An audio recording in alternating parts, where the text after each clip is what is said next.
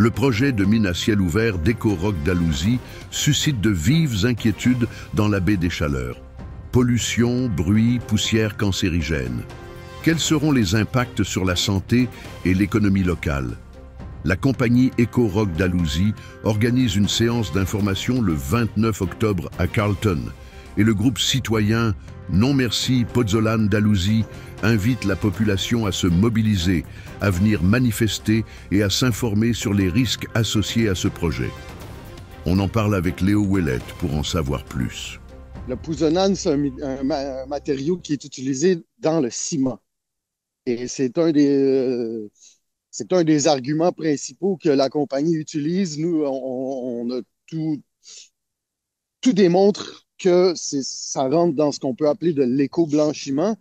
Mais dans le fond, l'argument principal de la compagnie, c'est que d'utiliser le pouzzolane dans le ciment actuel, ça serait une alternative qui réduirait les GES, les gaz à effet de serre. Donc, dans la fabrication actuelle du ciment, c'est extrêmement polluant.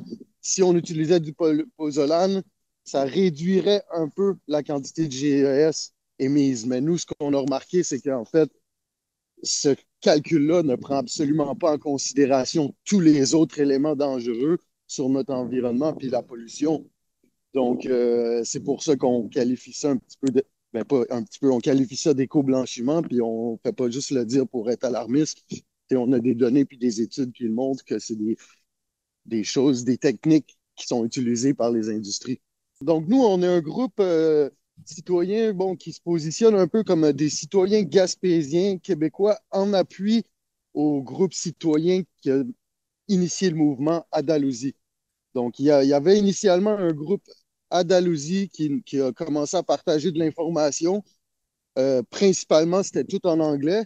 Donc, on est quelques-uns des Gaspésiens qui ont vu cette information-là passer puis qui a commencé à être alarmé. Puis qu'on s'est dit aussi que probablement que les gens de la Gaspésie qui parlent, en tout cas, l'information était toute en anglais. Donc, probablement que si on diffusait l'information en français un petit peu plus, que les gens d'ici seraient intéressés de le savoir puis de se mobiliser.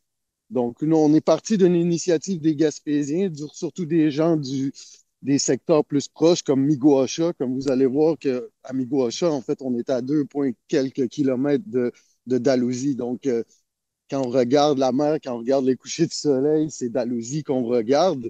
Quand il y a des grosses infrastructures, des usines comme ça, on les voirait très bien, même qu'on voit très bien le mont Dalhousie qui veut le gruger. Donc, nous, c'est ça, comme groupe citoyen, on agit en appui au mouvement de Dalhousie, puis on est en communication avec eux aussi, c'est sûr, pour établir les grands dangers, mais les enjeux ne sont pas nécessairement les mêmes. Tu sais, à Dalhousie, ils ont des impacts locaux, le fait d'avoir une mine euh, à 200 mètres d'une école, des propriétés qui vont vivre avec la vibration, etc. Donc, leurs enjeux ne sont pas toujours les mêmes que nous. Nous, qu'est-ce qui nous inquiète beaucoup ici? On a ciblé plusieurs dangers, mais bon, notamment le dragage du port. OK? Donc, dans le projet de la mine, le projet inclut un développement du port pour pouvoir transporter le pouzzolane. Donc, dans le projet du rapport préliminaire, c'est écrit clairement qu'il va avoir besoin d'un plus gros port de développement et probablement de faire du dragage. Donc, le dragage, c'est creusé tout le long de la baie. On parle de dragage jusqu'à 15 mètres. Puis, non seulement draguer la baie, ça va détruire le fond marin, puis nuire déjà aux espèces animales, végétales qui sont là, puis qu'on essaye d'encourager. En plus de ça, c'est que Dalhousie est une des plages les plus polluées d'Amérique du Nord en termes d'arsenic, de plomb et de mercure. Donc, les métaux lourds, très nocifs à cause des industries passées de Dalhousie, qui a un passé très industriel.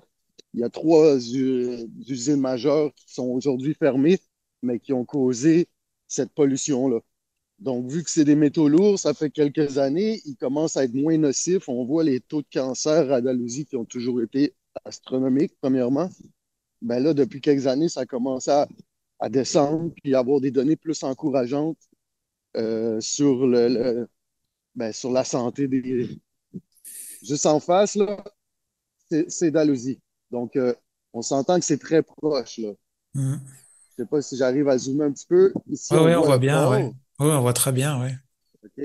Donc, ça, on s'attend à ce que ces infrastructures-là grossissent beaucoup, là.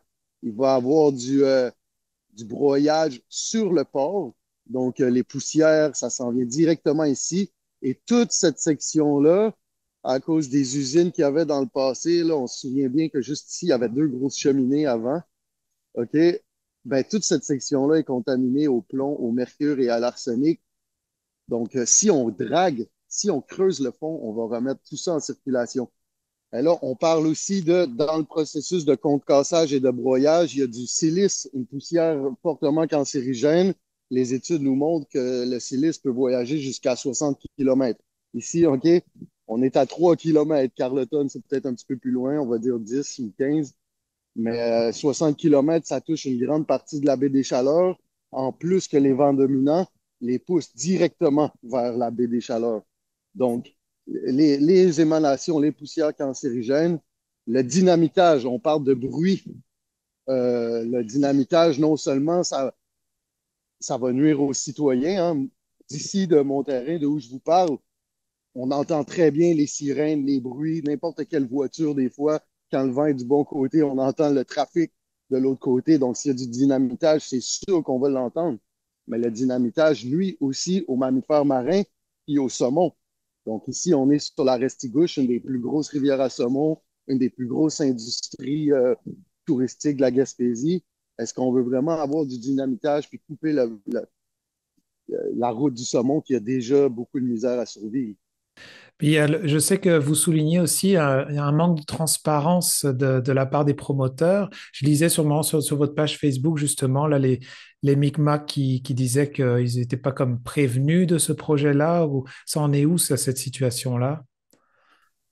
Ben, là, on pourrait ouvrir les deux portes que vous venez de dire. Dans le fond, les Micmacs n'ont pas été consultés comme nation. Donc, les promoteurs ont abordé le chef du conseil de bande de Hill River Bar. Donc, il y a une communauté qui avait été, on va dire, initiée, où il avait commencé à leur parler du projet sans leur donner trop de détails. Mais la nation Mi'kmaq n'a jamais été consultée. La communauté de Gueskapégag, par exemple, qui est juste en face de l'autre côté, eux autres, ils n'ont jamais été mis dans le coup, alors qu'ils vont avoir des gros impacts aussi. La communauté Mi'kmaq de Listigouge a été aucunement consultée. Eux autres, hein, ils ont une industrie des pêches qui sont énormes, qui est très prolifique, qui est très saine, qui est bon pour tout le monde. Un projet comme ça pourrait mettre en danger la pêche au homard, puis les, ben, c'est ça, le secteur des activités de l'Estigouge. Donc, ces communautés-là ont pas été contactées. La seule qui a été contactée, c'était Eel River Bar, puis c'est pas toute la population qui a été contactée. Il y en a beaucoup qui ont manifesté qu'ils étaient contre. Donc, là, on en est là avec le manque de consultation, puis le manque de transparence. Ben là, ça, c'est autre chose. Mais ça fait 2 ans que le projet circule à huis clos et que personne ne voit la nécessité ou le besoin de consulter les Gaspésiens. Quand on a commencé à se mobiliser, il y a eu une réaction de la compagnie qui a écrit une lettre aux citoyens de Dalhousie, puis on l'a mis en ligne. Cette lettre-là est disponible facilement, là. Mais en bref, la compagnie reconnaît qu'ils ont manqué de communication, qu'ils auraient dû prévenir les citoyens plus tôt et s'en excuse. Donc, on voit que justement, ajoutons ça à des techniques comme on appelle d'éco-blanchiment, d'essayer de passer ça pour une entreprise verte.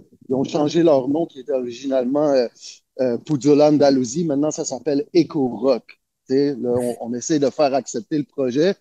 Euh, il y a une autre page que je pourrais ouvrir aussi qui sont les liens étroits qui ont à faire avec la cimenterie de Port-Daniel. Et ça aussi, c'est pas dit clairement. Et quand on les questionne, ils évitent le sujet. Mais dans nos recherches, on a, on a établi une corrélation, puis on a établi une affiliation même. C'est les mêmes promoteurs qui ont développé la cimenterie de Port-Daniel. Et puis là, encore là, on manque de transparence parce qu'on nous dit qu'il n'y a aucun lien. Dans le fond, on prévoit une mine de pouzzolane qui va produire 3 millions de tonnes de pouzzolane par année ou quelque chose comme ça. Donc, tout projet qui est 3 millions de tonnes et moins est exempté d'une étude d'impact environnemental.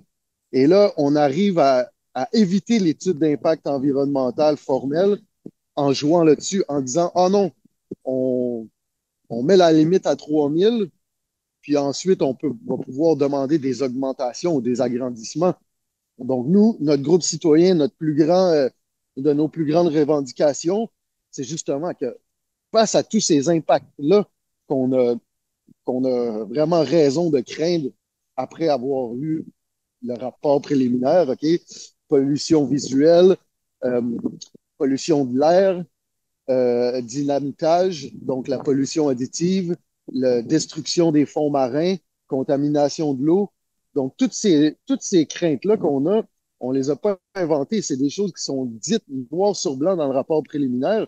Donc, on a raison de s'inquiéter, puis on a raison d'exiger une étude d'impact environnemental avant qu'un projet là, comme ça s'implante. Alors du coup, est-ce que vous allez avoir une rencontre ou quelque chose? Parce que je voyais justement sur Internet, là tu parlais du 29, parce que le 29, c'est une rencontre que les promoteurs font pour consulter la population, c'est ça? Oui, c'est sûr que ça fait partie de leur processus légal. Eux, pour avoir le droit de s'implanter, ils sont obligés d'avoir ce qu'ils appellent l'acceptabilité sociale. Et là, depuis qu'on s'est mobilisé puis qu'on a protesté, ben, ils ont accepté de faire une rencontre du côté de la Gaspésie pour, comme ils disent, écouter nos inquiétudes ou comme ils diraient même mitiger nos inquiétudes. La compagnie n'a pas vraiment l'intention de changer ou de modifier son projet. Elle a l'intention de venir nous convaincre que ça ne sera pas si pire que ça. C'est la seule rencontre qu'ils font en Gaspésie et nous, on essaie de mobiliser le plus de gens possible pour venir s'informer, mais aussi manifester leur désaccord ou leur inquiétude. Donc, la rencontre, c'est le 29 octobre au centre des congrès de l'hôtellerie Baie-Bleue à Carleton-sur-Mer. Donc, c'est une date à retenir à votre agenda. Soyez-y. La rencontre est à 18 heures et on invite les gens à venir dès 17 heures pour se rassembler et manifester ses inquiétudes. Donc oui, c'est la seule rencontre en Gaspésie.